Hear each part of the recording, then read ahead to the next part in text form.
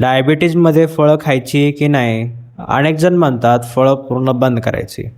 पण खरंच तसं आहे का? तर आजच्या व्हिडिओमध्ये आपण ते जाणून घेऊया. फळं निवडत असताना फक्त एक गोष्ट लक्षात ठेवायची आणि ती म्हणजे ग्लायकेमिक इंडेक्स.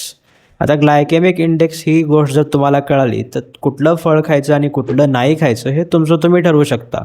तर ग्लायकेमिक इंडेक्स म्हणजे काय? तर ग्लायकेमिक इंडेक्स म्हणजे एखादं अन्न खाल्ल्यानंतर ब्लड शुगर किती वेगाने वाढते याचं मोजमाप. आता हा ग्लायकेमिक इंडेक्स जितका कमी असेल तितकी शुगर हळूहळू वाढत जाते. म्हणूनच ही फळे तुम्हाला उत्तम पर्याय आहेत. सगळ्यात पहिले म्हणजे जांभूळ. जांभूळमध्ये ग्लायकेमिक इंडेक्स कमी असतं आणि फायबर्स भरपूर असतात, त्यामुळे ते शुगरच्या पेशंटसाठी अत्यंत बेस्ट पर्याय मानला जातो.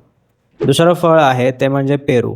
पेरूमध्ये व्हिटॅमिन सी भरपूर प्रमाणामध्ये असतं, ग्लायकेमिक इंडेक्स कमी असतो आणि फायबर्स देखील जास्त असतात, त्यामुळे ते देखील तुम्हाला एक उत्तम पर्याय आहे. आता तिसरं फळ आहे संत्री किंवा मोसंबी.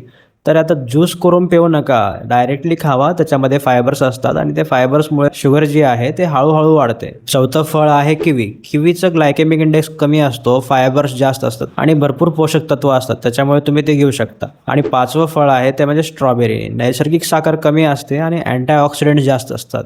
सर्वात महत्त्वाची गोष्ट म्हणजे मी सांगितलेल्या 5 फळांपैकी कुठल्याही फळांचा ज्यूस करून पिऊ नका. नेहमी संपूर्ण फळ खाण्याचा प्रयत्न करा, कारण त्यातील फायबर्स जे आहेत ते अत्यंत गरजेचे आहेत. माझं एकच ध्येय आहे, ते म्हणजे महाराष्ट्रातील प्रत्येक डायबिटीजच्या रुग्णापर्यंत योग्य आणि वैज्ञानिक माहिती पोहोचवण्याचं. त्यामुळे हा व्हिडिओ आत्ता जास्तीत जास्त शेअर करा, जेणेकरून हा व्हिडिओ प्रत्येक डायबिटीजच्या रुग्णापर्यंत पोहोचला पाहिजे.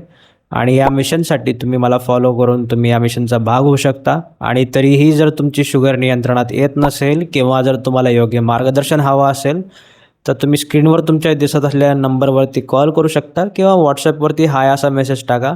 माझी टीम तुम्हाला गाईड करेल. मी ऑनलाईन व्हिडिओ कन्सल्टेशन देखील करत असतो. निरोगी राहा, काळजी घ्या. आपण पुढील व्हिडिओमध्ये भेटूया. तोपर्यंत धन्यवाद.